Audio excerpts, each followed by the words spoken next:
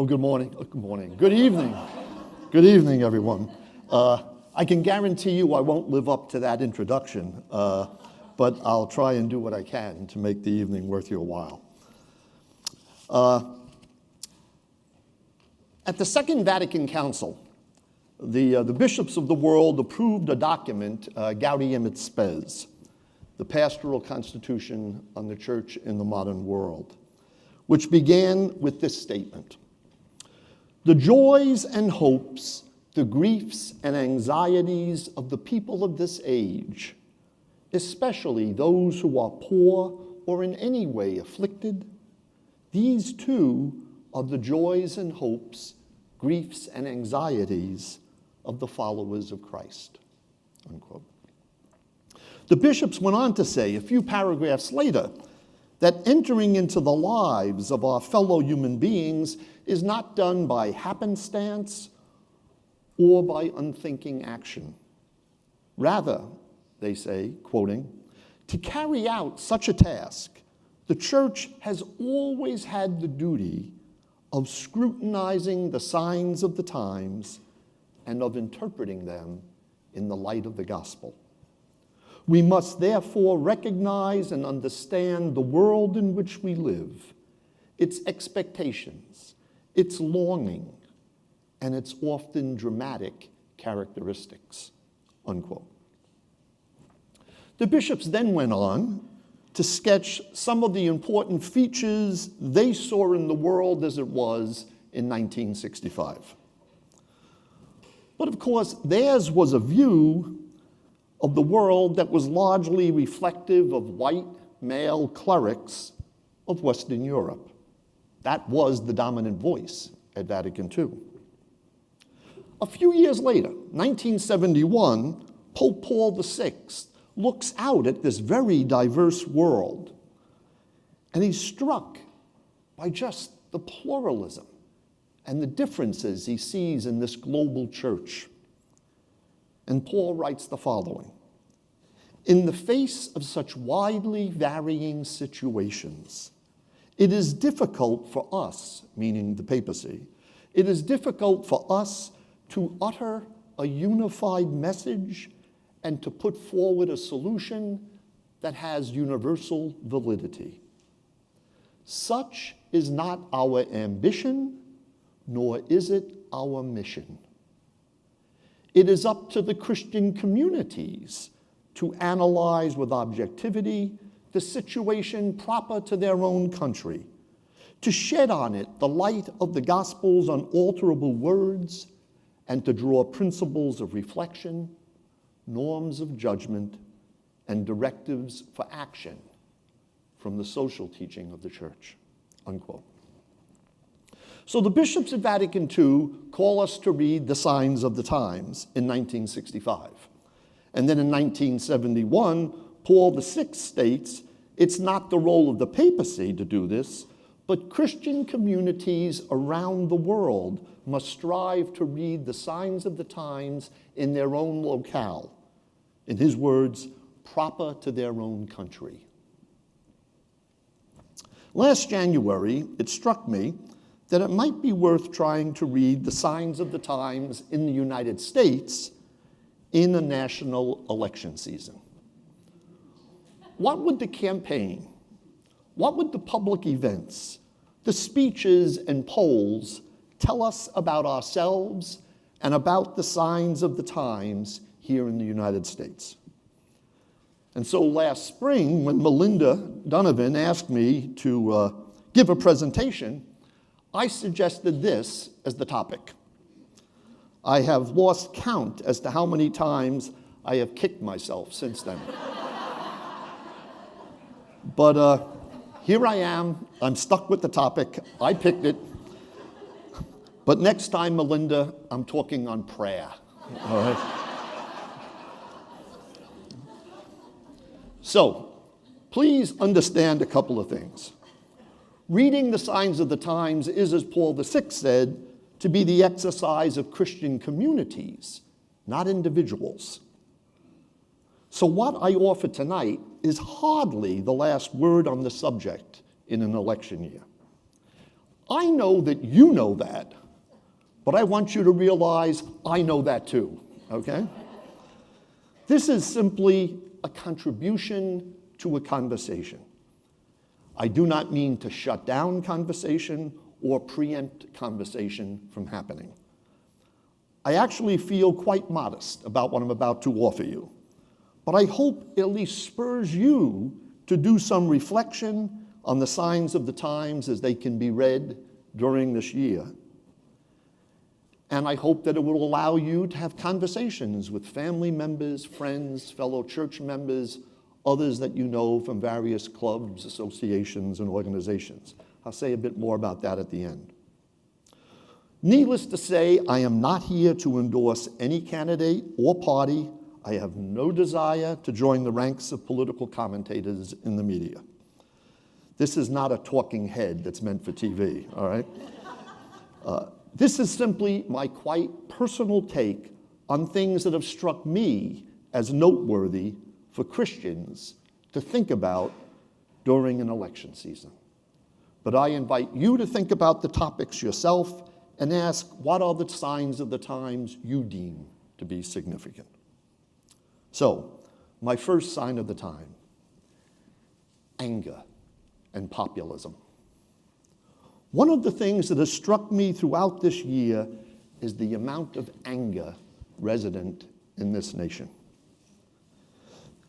Electoral campaigns may or may not be a good barometer of how people really live, but there is, to my mind, a distinct sense of anger among many of our fellow citizens over where we are as a nation. As it has in many times in the past, the anger finds political expression in the rise of populist politics. The term populism comes from the founding convention in 1892 of the very short-lived People's Party of America, which was founded to oppose American immigration. Populist movements are not uncommon in presidential elections. In fact, they really are a recurring feature. Many of us can remember George Wallace, John Anderson, Ross Perot, Ralph Nader. These are just some of the populist leaders and movements in our not-too-distant past. Democrats tend to use populism to attack economic elites, while Republicans generally target incumbent politicians and unnamed government bureaucrats. Incumbents tend not to use populist rhetoric or themes, but outsiders do. Populism may be understood as moral opposition between the people, understood as the rightful source of political authority and legitimacy, the opposition of the people to corrupt elites who are viewed as having abandoned the common good while protecting their own self-interest.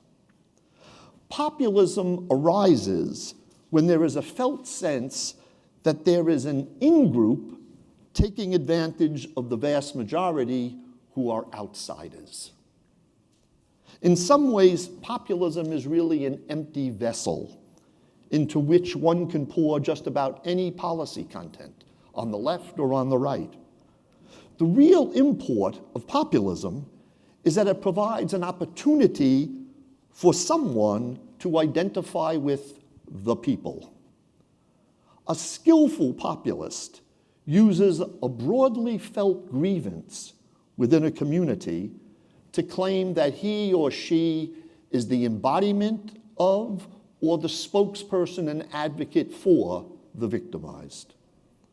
So, for example, the Tea Party identified itself as expressing the viewpoint of the average American, when in fact, a large percentage of that movement was composed of full-time students, retirees, and people with higher than average incomes. This year, we saw Bernie Sanders in the Democratic primaries and Donald Trump in the Republican primaries rely on populism, since both were self-described as outsiders. As we know, Trump used economic populism, which, as I mentioned, is really usually the path the Democrats take. But he used economic populism, although he coupled it with certain nationalist appeals and with what some have seen as scapegoating, sending out signals that conveyed racist or anti-immigrant ideas. Polling during the primaries revealed that Trump and Sanders performed disproportionately well with certain groups in the electorate. In the case of Trump, with lower income and less well-educated white voters. And in the case of Sanders, with young people under the age of 30. They were also the two candidates widely perceived in the media as those who would disrupt the status quo. And that was part of their appeal as well. Both ran on platforms focused on the marginalization of low and middle income families and the disproportionate wealth and power of upper income America.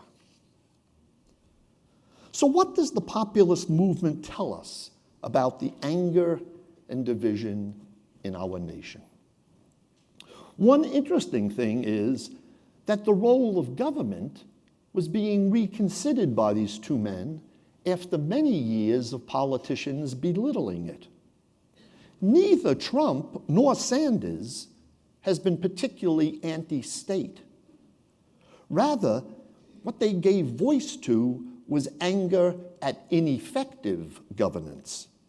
Governance that did not help the average person deal with the after effects of the Great Recession, global trade, and the rising cost of education. Trump's supporters mostly wanted security, not revolution. They wanted more good-paying, blue-collar jobs for white males. They were not particularly interested in equality nor social justice. They were looking for someone who would get things done for them. Sanders spoke about a political revolution, but was never particularly convincing about how he would solve the difficulties that he named. He was something of an unlikely leader of a broad movement, since he has never been known in his political career as someone interested in or particularly gifted at coalition building. In the case of both candidates, I think people were either unaware or chose simply to ignore the polarization in Congress that would make it very difficult to do the things that Sanders promised and that Trump continues to state in some cases. My second sign of the times, economics. What stoked the populist themes in this election is the economic pain felt in the United States. Over the years, we have heard a lot about the benefits of trade, and there really are benefits, substantial benefits. But there are also losers as well as winners in global trade. And a good bit of the anger in our country is due to the losers, not just individuals, but whole neighborhoods and regions who are not being helped in any serious or sustained way to transition to new forms of employment in a fast-moving global economy. Yes, it is true, the Chinese dumped steel at prices that undercut American steelmakers at the beginning of this century. And the Chinese also have played with their currency, keeping it attractively low, artificially low, in order to make their exports attractive. And both Trump and Sanders are correct that most politicians in DC did not push back against these actions. Partly, what was not brought up is that this is because the Chinese hold a hell of a lot of our debt in treasury securities, and partly because the elites of both major parties and in the business world are committed to free trade in principle. An example. Back in the spring of this year, I read an article by a man named David Frum. You may know the name. He is a political strategist, often worked with Republicans. And he tells the story about how right after Mitt Romney's defeat in 2012, the Republican Party decided to hold a sort of post-mortem. What happened? Why did we lose? How do we win the next election? What do we need to do? And there was a meeting of a number of strategists, elite campaign donors, sitting politicians, a group that was meant to be representative of the party, to think about what went wrong, how do we correct it? And the overwhelming consensus in 2013 was that we had to expand the GOP party from being a party of aging white people to reach out to Hispanics and Asian immigrants. That was the consensus view of mainstream Republican politicians, as well as big donors like the Koch brothers or Karl Rove Super PAC and others. After all, corporate elites want cheap labor, and political elites want more votes. No one in the GOP was thinking about those who were losing from the globalization of the economy. And so when Donald Trump came along and talked about building a wall and immigrants stealing jobs and trade pacts that did not protect American workers, he pretty much had the field to himself at the outset. Once that message caught fire, then other GOP politicians tried to get on the train, but they could not out-Trump Trump on that topic. He got the attention and the support of those who felt ignored and abandoned in this evolving economy. It must be said that Donald Trump tapped into a segment of the population who were hurting, as I will discuss in a minute. But at the same time, one can ask whether he offered real solutions to the real causes of the problem. And he used a similar style of scapegoating when he appealed to an overlapping segment of the population who were concerned about jobs, to that part of the population also anxious about the social changes in US demography and the growing diversity of the country. Remember the comments about, if elected, he will see to it that people start saying Merry Christmas again rather than Happy Holidays. And he would block Muslim immigration into the country. Now, while trade was a focal point for both Sanders as well as Trump, and actually Clinton eventually, very little has been said by any of the candidates about automation. Yet a number of economists believe that is the real challenge for job security in the future. Today, believe it or not, we have the same productivity in manufacturing. We make the same amount of stuff as we did in the 1990s. But we do it now with far fewer workers. We have seen more jobs lost to automation in the assessment of many economists than lost by trade. And more is likely to come as we move into the stage of advanced robotics.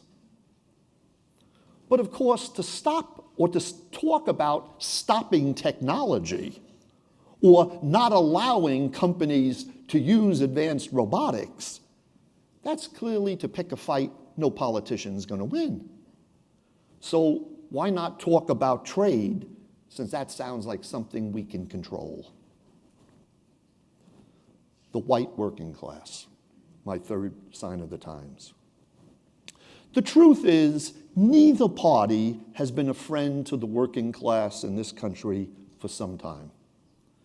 Democrats, since Bill Clinton, have been more attentive to corporate interests and Wall Street finance while focusing on issues of cultural liberalism rather than economic liberalism. The Republican Party has been using the culture wars to woo the working class, but economically, the party has been on the side of economic elites, with tax cuts for the most advantaged, support for anti-unionism, and calls for deregulation of markets that leave workers less protected from laissez-faire economics. There is real pain among the white working class. 75% of those who say they support Donald Trump agree with the statement that life has gotten worse for people like me over the last half-century. A record high level number of Americans believe the American dream is out of reach for them. And among millennials, levels of social trust are at historic lows. Among white blue-collar workers, there has been a dramatic increase in single parenthood, large upticks in suicide, chemical abuse, and actually their lifespan is declining. There is also a decline in the likelihood that working class people will marry compared to college-educated people. A large percentage of the working class, when asked, do they have a close friend or family member with whom they can talk about their problems, state that they have no one, not a single person. Social isolation is linked to depression, substance abuse, and suicide. Mental health experts now talk about increasing numbers of people who are at risk of risks, at risk of taking on certain behaviors that clearly are risky. People who are finding themselves in situations that breed depression, substance abuse, domestic violence, divorce, and suicide. Nations with stronger safety nets are not experiencing what the U.S. is, despite the fact that the economic recovery in the U.S.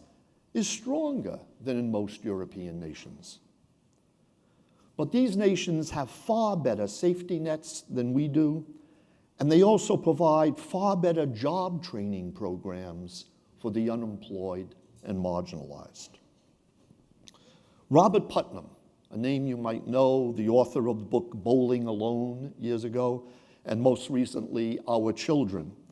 Putnam has made the point that when you put economic deprivation together with social isolation, you have dry tinder. Trump just lit the spark. He may have fed the anger. He did not create it. Notable, I think, is that there is a class consciousness developing, and it is being born out of the real pain of these people. Working class, blue-collar, and lower middle-class, white-collar workers have suffered under global economic trends. They have been forgotten in the hallways of power and in the executive offices of those who manage to benefit from globalization. The result is a strong sense of grievance. Yet, as Dorothy Day used to caution her young volunteers who would come to the Catholic Worker House with romantic images of the poor, portraying them as humble, grateful, and pleasant despite their suffering, she used to try to sober them up and tell them they smell, their teeth are bad, they're rude, they're ungrateful. Well, we ought to be sober about this white working class and their anger. They ought to be treated mercifully, but they themselves are not particularly merciful. For the most part, their pain has not taught them compassion and solidarity. Rather, people have become embittered by their pain and have opted for scapegoats. Wall Street and bankers, if you like Sanders, immigrants and people of color, if you like Trump. The suffering of people during the Great Depression taught a generation of workers about the need for solidarity, for interdependence, for community. Many of the hurting workers in our time reject unions, show little solidarity with others who do not look like them, and whose vision of community is basically to isolate this nation from the rest of the world. Lost is the logic of the New Deal and a sense of solidarity or of a larger social contract when owners, managers, and workers all shared in the gains of increased productivity and profits. It was not until 2015 that most categories of workers in the United States saw a real increase in wages ahead of inflation. And the average worker today is still not doing as well in inflation-adjusted income as he or she was doing in 1999. That's 16 years of labor without doing better, and in fact doing worse. My fourth point, pessimism about politics. Another sign of the times is the pessimism that is all too evident when people discuss politics. The system is rigged, the fix is in, sort of talk. It leads to hopelessness that anything can be done to repair what needs to be remedied. That is because the diagnosis is so vague in general. The system's broken, right? It's rigged. What's rigged? By who? How was it done? These are questions that largely go unanswered or even unanalyzed. And so despair sets in and leads to apathy and lack of participation in democracy. Just look at the turnout rates in our voting. Imagine if you went to the doctor and got back a diagnosis. Yes, you're sick. What to do? Well, you're sick. But if we knew whether it was cancer or eczema, whether it was an ingrown toenail or a stroke, the flu or arthritis, then we might be able to devise a treatment plan. Diagnosis demands details, some specifics, if we are going to find a remedy. This is where the need for realism enters. With some degree of precision, can we describe the problem in order to develop a realistic response? Lacking precision on the problem, we settle for vague promises or scapegoating. Believe me, folks, when I'm in office, I'll take care of it. More than one commentator has noted the lack of details and specifics when Mr. Trump is asked questions in the debates. Mrs. Clinton has a number of detailed policies posted on her website, but in many of her speaking experiences, she spends much of her time warning about the danger of Mr. Trump rather than her proposed agenda. There is a risk that after this election is over, the winner, whoever it is, will have little by way of a positive mandate to present to Congress as the will of the people. Think back 8 years ago when Mr. Obama, whether you like Obamacare or not, but Mr. Obama did plausibly state that the American people wanted a reformed healthcare system.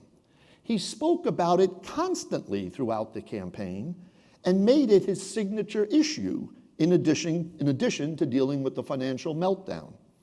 Again, my point is not whether or not you like the reform he brought about, but you really could not deny that Obama was correct in saying the American people elected him after he stated his clear intention to reform health insurance in this nation. He could go to Congress and say, the will of the people has spoken. This election, large numbers of voters state that they are voting for one candidate because that candidate is not the other candidate. For many, this vote will be a vote that says what the people don't want rather than what the people desire. And so where is the mandate to change Washington? If you want to know why we have two candidates with historically high unfavorability ratings in this election, consider this. Back during the summer, just about the time of the conventions, the New York Times printed a graph. It was a large box, and within it, there were 324 little boxes connected. Each box represented 1 million of the 324 million Americans. Then they began to color in the boxes. 103 million Americans are ineligible to vote.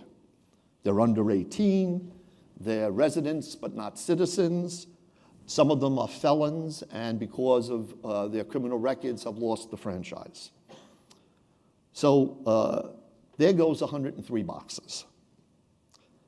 88 million eligible voters have never voted in any election. So color in those 88 boxes. 73 million who are likely to vote in a couple of weeks in the general election did not participate in the primary elections. So color that in. That leaves 60 million people who participated in primaries and caucuses. 50% of them voted for someone other than Clinton or Trump. So the final number comes down to 9% of Americans chose Donald Trump and Hillary Clinton to be the nominees. So when I hear people complaining about the two major candidates, wondering, how did it come to this? Only 9% of the nation voted for them. But when you have an apathetic population, a small minority gets an outsized voice. Democracy requires a critical mass of Democrats. Small d, not capital D, all right? A critical mass of Democrats. And lacking that critical mass, even free elections can result in unrepresentative elections. Apathy and ignorance among voters exacts a price for all of us. What real democracy requires is a democratic culture and democratic citizens. Is there a role for churches in teaching, preaching, promoting this? Long ago, Alexis de Tocqueville commented upon the crucial role that voluntary associations play in American public life. We have never been a society that has relied solely on government to encompass all aspects of public life. We have always prized the autonomous, voluntary groups as important shapers of our public lives. Churches, unions, private educational institutions, art leagues, philanthropic foundations, recreational clubs, library book clubs, scouting organizations, all sorts of non-governmental associations and groups shape our lives. We should emphasize the centrality of participation in voluntary associations as part of the genius of American public life. It is in the work of such voluntary groups that most of us enter into social life and have some impact upon others. That we search out and actively participate in organizations that enable us to express ourselves in the public square. Think for a moment how different a typical parish would be if we stipulated that a condition for membership is not only that you sign up for envelopes, but that you take up active involvement in at least one voluntary association that addresses public life.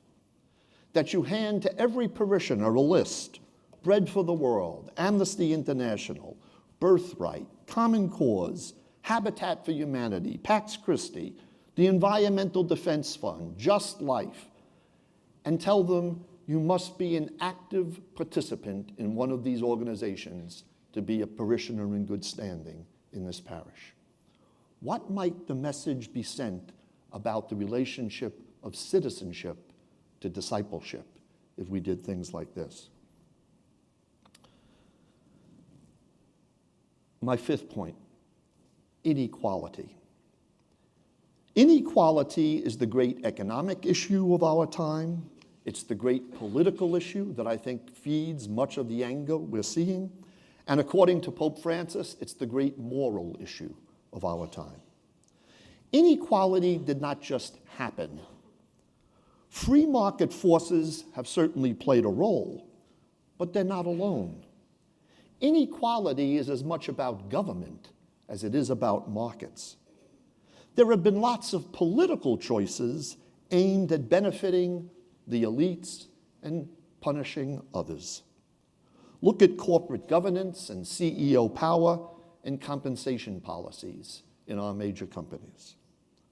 A more progressive tax system, coupled with a focused set of social welfare expenditures, can change things dramatically for people in the lower half of this economy.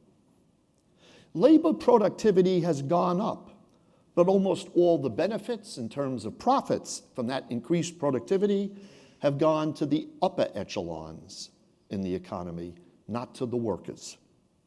The top quintile, the top 20% of Americans in terms of household income are simply pulling away from the rest of us. The top 20% get more than 50% of the income of this nation. They also have higher levels of education and a more stable family structure, all of which assists in their advancement. The wealthier members of the electorate have higher voter participation. They contribute more to political campaigns, and they often oppose policies that lessen the gap between the fortunate and the unfortunate. There is increased intergenerational stickiness, what the economists call stickiness. That is, when you look at the economy in terms of, say, 5 quintiles, 20%, 20%, people who live in the top 20% are increasingly less likely than in the past to fall out of it. And people who are in the bottom 20% are increasingly, in our country, less likely to rise out of it. There is still social mobility in the second, third, and fourth quintile. You find people moving up across generations. But increasingly, if you're in the first quintile or the fifth, you stick there. Right now, the United States, the land that often thinks of itself as the land of opportunity, we have less social mobility than any Western nation. England, the class-conscious society par excellence, more social mobility than we do. France, an economy that compared to ours is floundering, more social mobility than we do. The US has the deepest poverty of any developed nation, but you'd never know it from this election. There's lots of talk about jobs.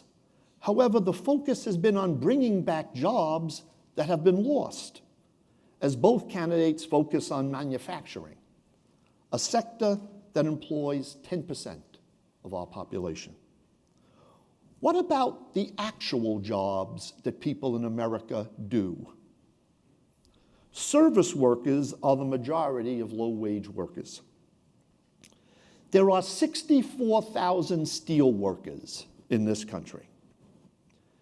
There are 820,000 home health aides in this country, almost all of whom are working for minimum wage without benefits. And of course, they are overwhelmingly female and people of color. And there's also the problem of those who have been without jobs for extended periods. Even with the improving news about job creation that we've seen in the past 18 months or so, we still have, economists tell us, very poor participation rates in the job sector. That is, there are people who have simply dropped out of the official economy. They no longer are looking for work, and therefore they're no longer counted in unemployment statistics. You may know some of these people. People who were either given buyouts from work or their companies closed. Perhaps they were in their late 50s. Nobody was hiring. And so they decided to try and live on savings and hope to get to the point where they can get their Social Security, their Medicare, and struggle through, maybe with a part-time job somewhere that brings in a little extra cash. There's almost no mention of housing policy this year. And yet rental housing is so scarce, it's a major cause of distress for the poor.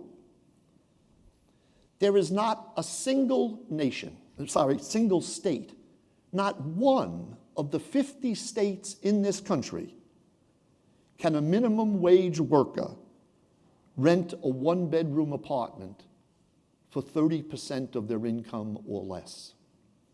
30% is the figure that almost all economists use for affordable housing, that you should be able to live, or you should be able to acquire a house and spend no more than 30% of your income to keep that apartment or pay that mortgage or whatever it may be. There's not a single state in the union where a minimum wage worker can find a one-bedroom house for 30% of their income. More than 11 million households, so figure 3 to 4 people in a household, 33 to 44 million people live in housing in which they spend more than 50% of their income. So everything else comes out of the remaining amount. Food, clothing, transportation, utilities, everything. About 25% of those below the poverty line are people who work full-time.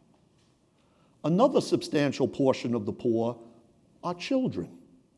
About 1 out of every 5 children in this country lives below the poverty line. Now, there are some good policy proposals out there worth discussing and debating. They may have their flaws, but they're worth talking about and finding out whether or not we should support them. Wage insurance, the earned income tax credit, minimum wage, work sharing plans, family leave policies, child care, infrastructure investment, criminal justice reform, which I'll talk about in a second for that, the importance of that. But how much have we heard about these topics in serious conversation during this election? My final sign of the times before I close: race relations. One final sign I want to note, it's not drawn from the election campaigns, but it has taken place during this election year.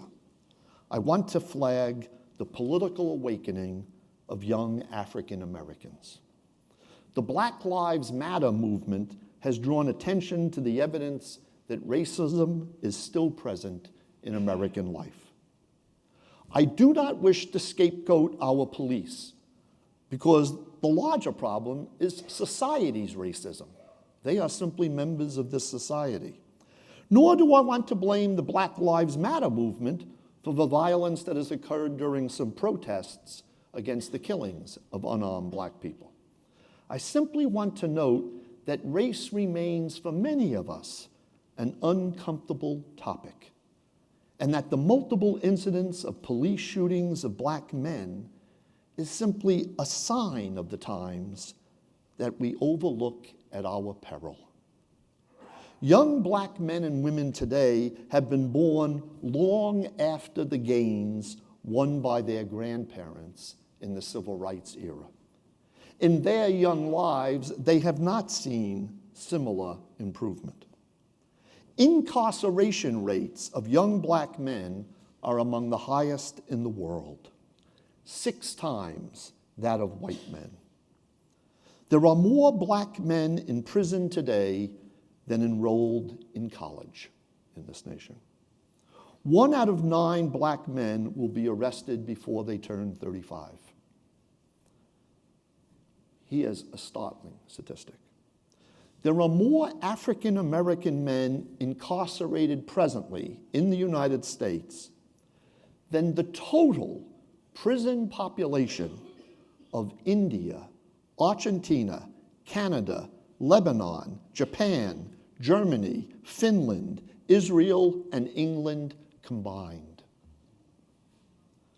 There are only 19 million African American males, and yet the population of incarcerated matches the population of these countries, which amounts to 1.6 billion people with a B. The leading cause of incarceration of black males? Nonviolent drug offenses. The young African Americans who are calling out for attention to the ongoing racial disparities in this nation need to be heard. Race relations must be addressed by people like ourselves, people of faith. Let me just close then with some comments about Catholics specifically in this election year. E.J. Dionne, a name you may know, a prominent columnist, himself a Catholic, actually I think a New Bedford boy originally. E.J. Dionne puts it well. There is no such thing as the Catholic vote, and it is really important. Over the past few elections, the Catholic vote breaks out like this. 40% lean Republican, 40% lean Democrat, and the remaining 20% help decide who will be the president. What is really unusual in this election compared to the previous few elections is that the more a Catholic goes to church, the less likely you are to support Donald Trump and the Republicans. The more you go to church, the less likely you are to support Donald Trump. It was exactly the opposite in the last few elections. Regular church going equated with support of the Republican nominee. As mentioned earlier, Clinton and Trump have the worst favorability ratings for presidential candidates in the history of polling on this topic. A majority of people say Clinton is untrustworthy. A majority of people say she is untrustworthy, and 2/3 of Americans say Trump is not qualified and he lacks the temperament to be president. Catholics who attend church weekly oppose Trump 57-38. That's a 19-point shift from Mitt Romney. In one cycle, one election cycle, a 19-point shift among church-going Catholics from Romney to Trump. Among these white Catholics, a majority who say they will support Clinton say they do so in order to oppose Trump. Not surprisingly, Hispanic Catholics oppose Trump 77-16. When you combine all segments of the Catholic community, Trump is trailing Clinton, depending on the polls, by somewhere between 20-24 points. That's a swing of more than 20 points from Catholic support from Romney, who only lost to Obama by 2%. The only comparable group who's experienced this dramatic a swing in a 4-year difference is white college-educated women. That's why in the next few weeks, I think you're going to be hearing a lot about women voters in the suburbs of Philadelphia, Columbus, Ohio, Charlotte, Detroit, Milwaukee, Tampa, and the like. It's also why, you may have noticed, the Trump campaign has made a show of announcing a Catholic advisory group recently, and it's been trying to turn some of the WikiLeaks emails into claims about anti-Catholicism in the Clinton campaign. Right? He has a real Catholic problem. The shift by Catholics cannot be explained just by increased numbers of Hispanic Catholics, though, as I mentioned, they're opposed to him in huge numbers right? But what happened is that Clinton has maintained her support from Hispanic Catholics and a very small population of black Catholics.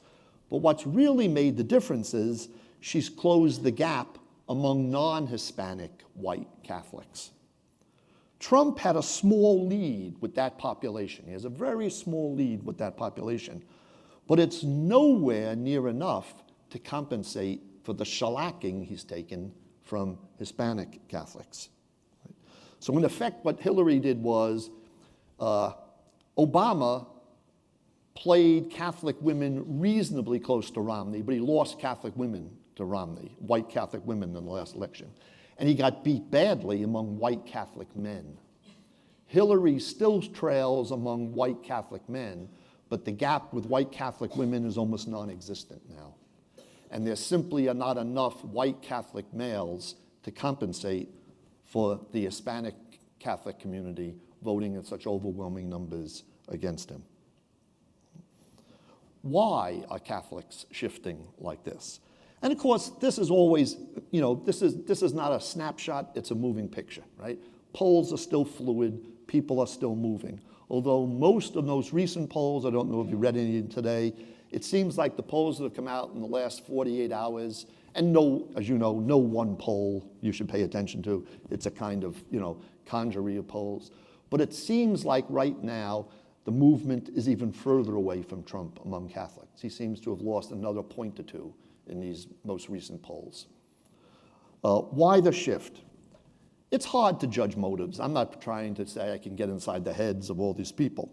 But let me hazard a guess along a couple of lines, and I'll stop with this. One is Trump's temperament. Does he have the qualities people want to see in a president? Voters choose not just on issues, but also on the personal qualities of candidates. They look at questions of integrity, background, experience, competency, effective leadership. Now, of course, there are many people who raise questions about Clinton's integrity and many about her effectiveness in leadership. She doesn't seem to be able to really inspire and arouse passion for many people, right? However, most people will acknowledge she has experience that's relevant and she seems competent. Trump's image as a successful business person makes him appealing to those who think we need a different set of competencies in the White House than what we've had in recent years. We don't want politics as usual. We want someone who brings a different set of gifts. At the same time, the name-calling, the mocking of the disabled, the angry tweets in the middle of the night, along with other behaviors we've read about recently, all those things, it seems to me, raise warning flags for people about Trump in terms of personal qualities. A second factor in his background is he comes across to many people as very secular, very little interest in matters religious. Clinton is not particularly articulate in public on religious matters herself, but there is abundant testimony that her Methodist faith really is an important dimension of her life and has been so for many decades.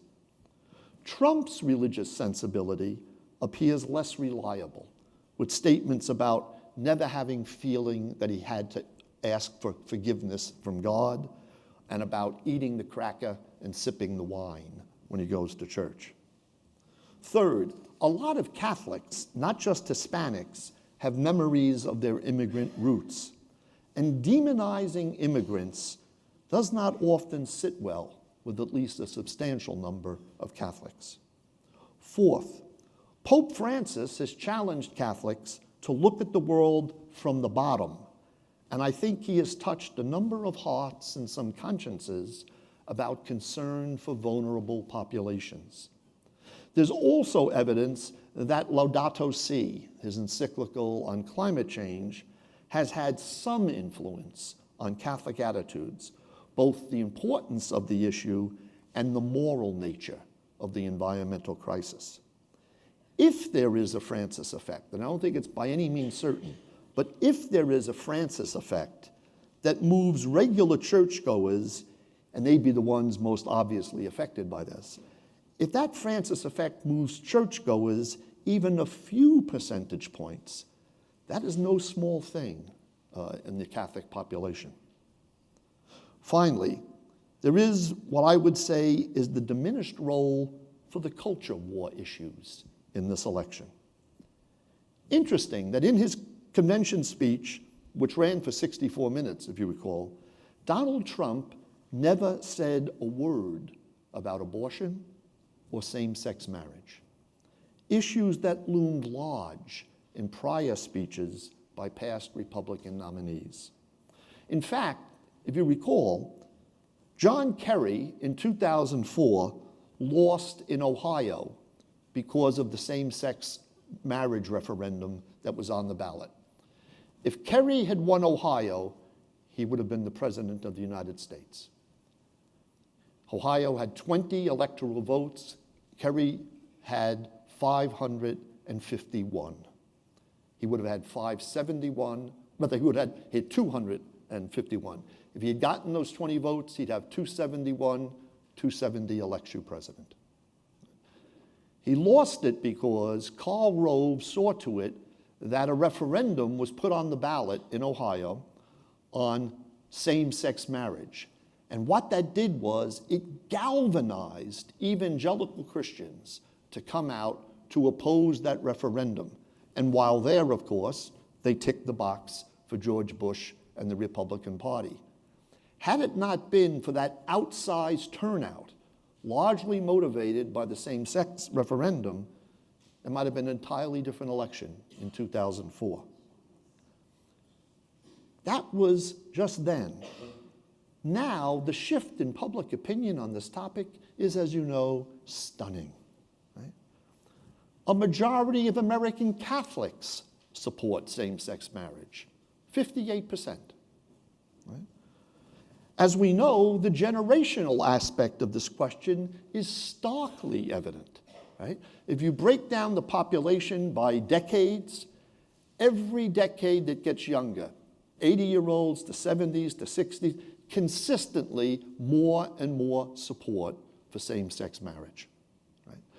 The simple fact of the matter is there's going to be no turning back on this question. Right? Whereas, interestingly, on abortion, there actually seems to be less support for abortion among young people than their parents. When John Kerry ran in 2004, several bishops stated they would deny him the Eucharist if he showed up in a communion line because of his views on abortion. Yet Catholics support legal access to abortion in numbers roughly akin to the general population. General population is around 56%, the Catholic population is around 54%. This year, that's not to say they approve of the morality of it, it's the question of the legality of it, right?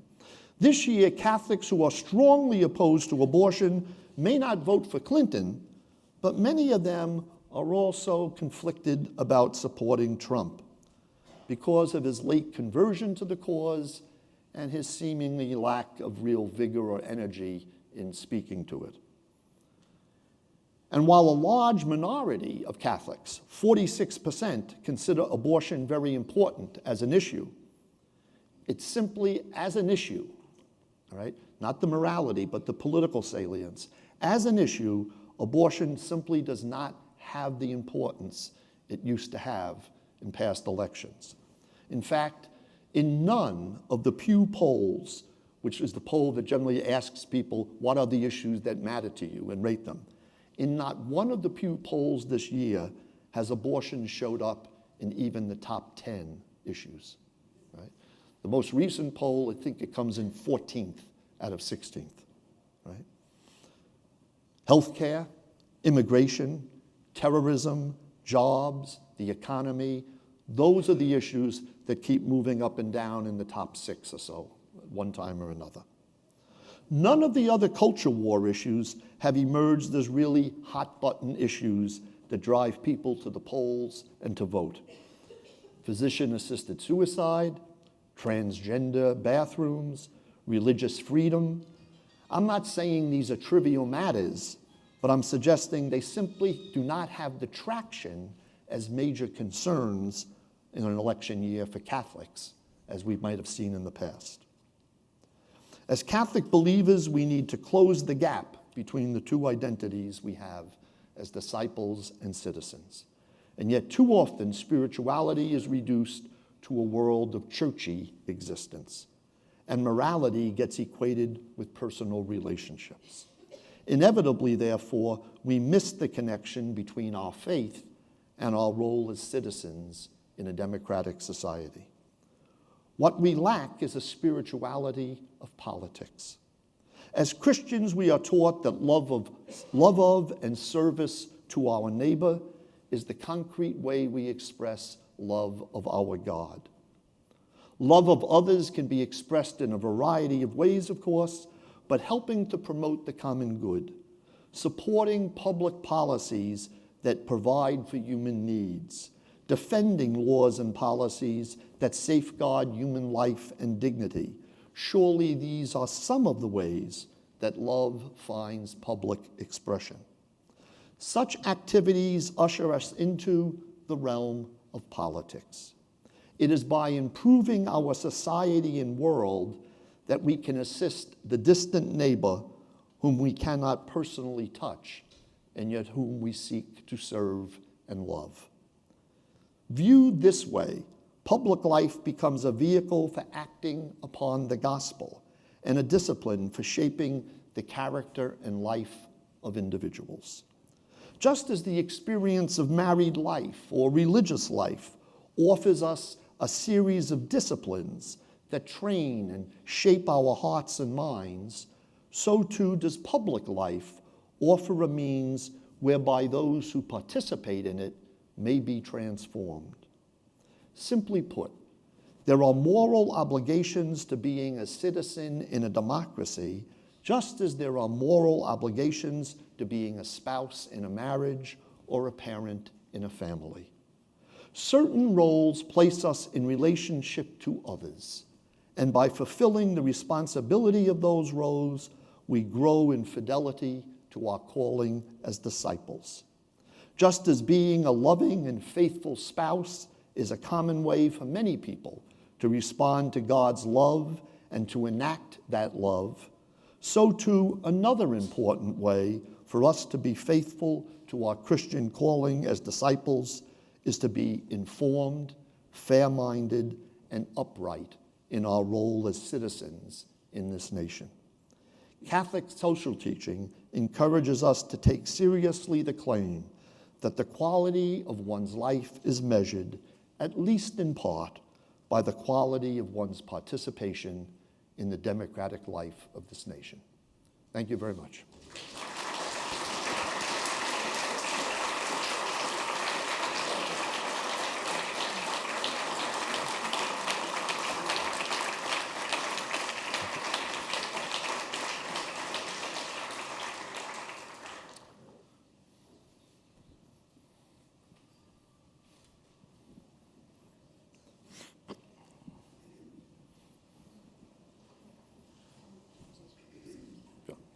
Okay, let me begin by inviting you, first of all, thank you very much.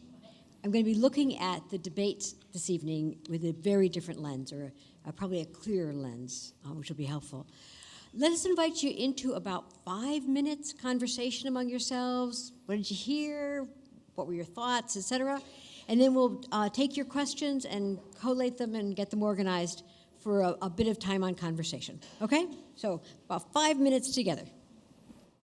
So thank you very much, and I promise I'll get you out by 7 o'clock. So the first comment, you have made me depressed.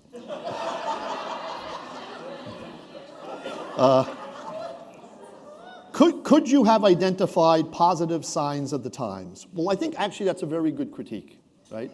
Because the signs of the times are meant to help us find where is God not only absent, but where is God present in our situation? And I think you're right that the tenor of this conversation for me has been largely negative. So I apologize for that. I don't mean to get anybody depressed. And I'm not depressed, in all honesty.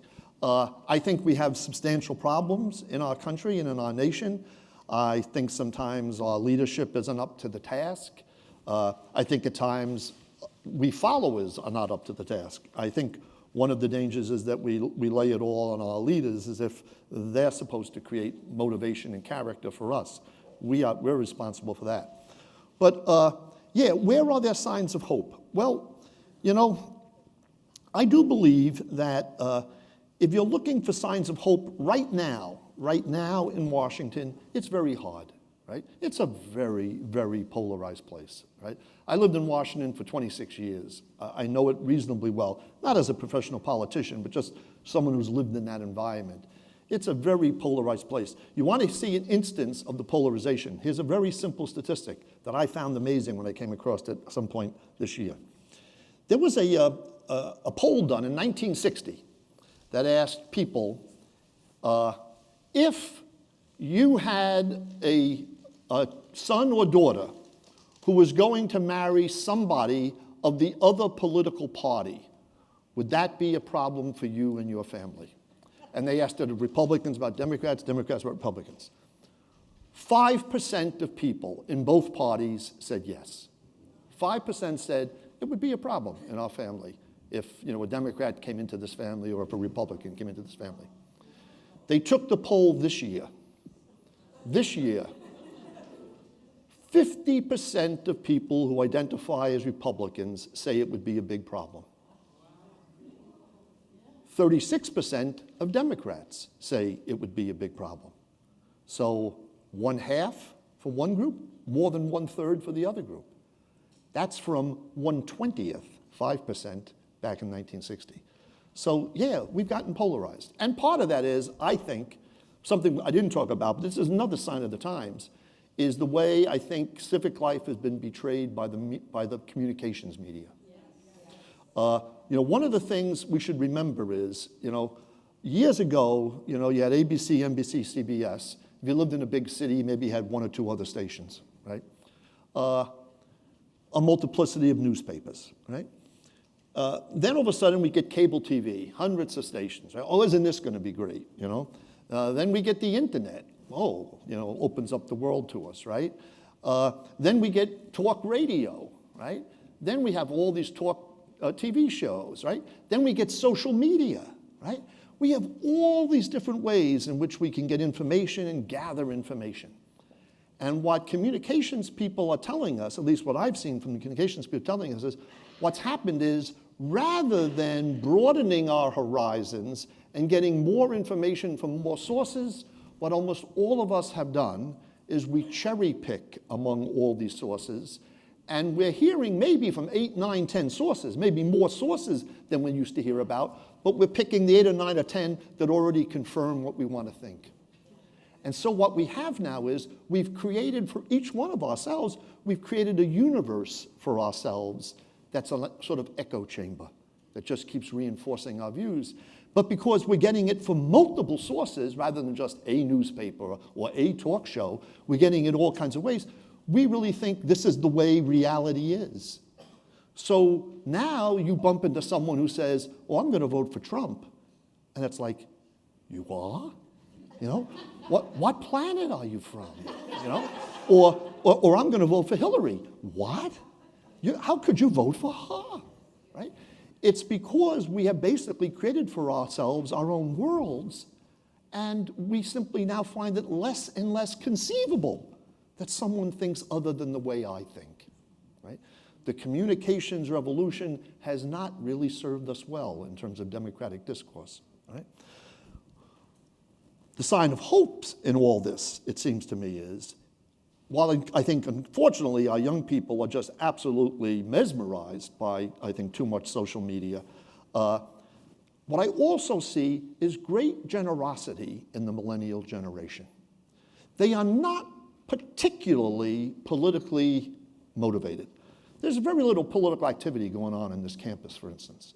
If you walk around here, you'll see very few signs in dorm windows. You'll see very few political rallies being listed. There's not a whole lot of political activity on this campus. But a culture of service, we have hundreds upon hundreds of undergraduates who are involved in all kinds of service activities in a variety of ways, far more than ever went on when I was a college-age kid, right? And I was there in the late 60s, right? Be clean for Gene and all that. That's my age on college, right? And so I may have been politically somewhat engaged more than these students, but I didn't do anywhere near the service and engagement with people that I see among these young people. And I think eventually, when you get in, as I mentioned before, when you get engaged with people in various groups and associations and organizations, gradually I think that brings you into political awareness. Gradually you begin to realize, well, to really make a difference here, maybe more than just me tutoring this kid, we got to be talking about, can we get a better budget for our school here? Can we get some, better teachers here in the school? I think inevitably the personal direct engagement at least opens the door for more political and structural engagement in society. And I am very impressed by the young people here at BC. I genuinely am. It's not just trying to grasp at straws. I do think there is a different spirit among people under 30 and others. And I think it's because many of them do look at the present structures and institutions and find them demoralizing and find them dissatisfying, right? But they're not giving up on their values or their ideals. They're looking for another way to give expression to them and to act on them. And I think that's really something to be positive about and to encourage. Another question. Can we even speak of Catholic voters in anything more than a sociological sense? If Massimo Fagioli, who is a Catholic historian of Vatican II, is right, this election has left the U.S. Church in an ecclesial crisis because of the bishop's severe partisanship. What does it mean to be a Catholic voter when for bishops and white Catholics, it is clear that black, brown, queer, trans Catholics, and now women's lives don't really matter, and that Catholics aren't voting informed by faith, but by other identities? Well, it is true, I think, that identity politics tends to be very passionate and very nasty, because you're investing who you are, right? You think it's either an attack on you or support for you as who you are. But I actually don't quite share the view that the bishops have been overly partisan. As a matter of fact, with the exception of a couple of people, Aquila out in Denver, Chaput in Philadelphia, a few other people, I think they've been mostly moot, and I think it's because the normal issues that got them going, get them stirred up, the culture war issues just haven't played very well, And, when they tried this fortnight of freedom and religious freedom, and I don't mean to say there aren't issues of religious freedom, right? But I don't see much traction on this, for people. I don't think this year they've been particularly bad. There have been years when I wanted to sort of, not think well of bishops, all right? But I'm not particularly troubled by the bishop's performance this year. I think for the most part it's been a wash in terms of things. But I do think the danger is identity politics really does get people at a level where there's almost overinvestment in the political process. I want politics to affirm me and who I am and what my values are. That, I think, is dicey stuff, But actually, I don't find as much of that this year. I think I'd like it to be more issue-oriented politics. As I've indicated, I don't think we had enough issue-oriented. But I do think this probably is going to be a year in which it's going to be character politics. I think it's going to come down to who you like or who you detest less, or who you like more. But I think an awful lot of the vote is going to be based upon people's reaction to the candidates' character, temperament, and the like. I don't see it being sufficiently about the issues, and that's why I worry about mandates, But I really don't think it's going to be around the identity issue concerns right now in this election. At least that's my take. What chances are there that the person chosen can't lead? Well, I think it's we're running that risk because of this mandate issue. I think we do really run the risk. a bit over the mandate issue. I would be much happier if each of these candidates tonight just come out clearly and say, if elected, three declarative sentences, A, B, C will be my priorities for the first year, you know? Then you can say, all right, I can go with this or go with that, or that's realistic or it's not. But right now, I mean, I'm not sure what people are going to do, you know? I mean, I think Hillary Clinton has a lot of policies up on her website, but I don't know what the priorities are. You know, I'm not sure, you know, which ones are the ones that are kind of like really burning in her gut, and what are the ones that she's such a policy wonk, she's just getting everything up there, you know? And Mr. Trump, I just sometimes, you know, not clear to me at all about what his issues are going to be. I mean, you know, build the wall, but it ain't going to happen, you know? I mean, let's face it, it's not going to happen, you know? So, I mean, what else, you know? And again, if, you know, the pain that's there in our economy, what's he going to do? When I looked at his tax policies skew towards the affluent still. It's not going to help the working class, you know? Despite the fact that, you know, he's tapped into their pain, I don't see him doing much to alleviate their pain. Given the Catholic Church preferential option for the poor, is it possible in good conscience for a Catholic to be a Republican? Well, yes. I mean, I think yes. You know, I mean, you know, I think two things we got to remember. One is you got to distinguish goals and strategies and tactics, right?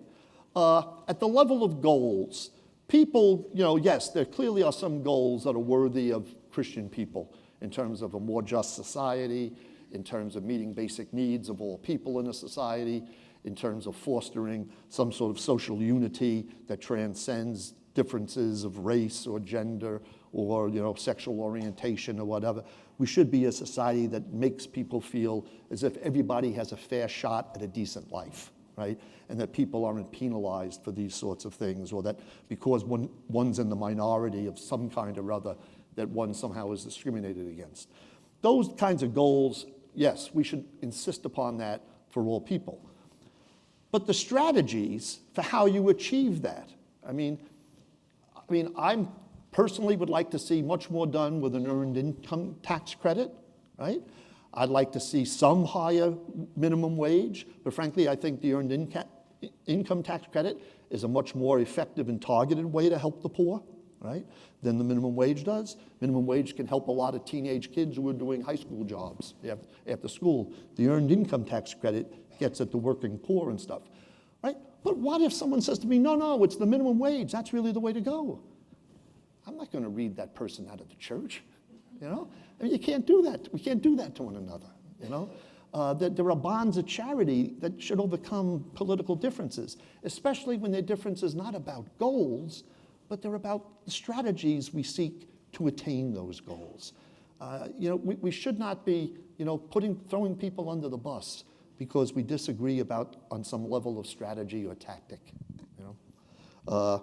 To what extent do the This issue... is the last one. Okay. Let's see here. Well, this is about the media. Well, I said what I could say about that.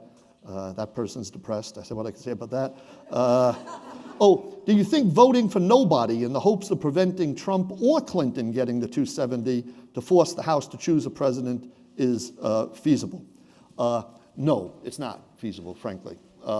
There's no state anywhere where Gary Johnson is doing better than 10%, right?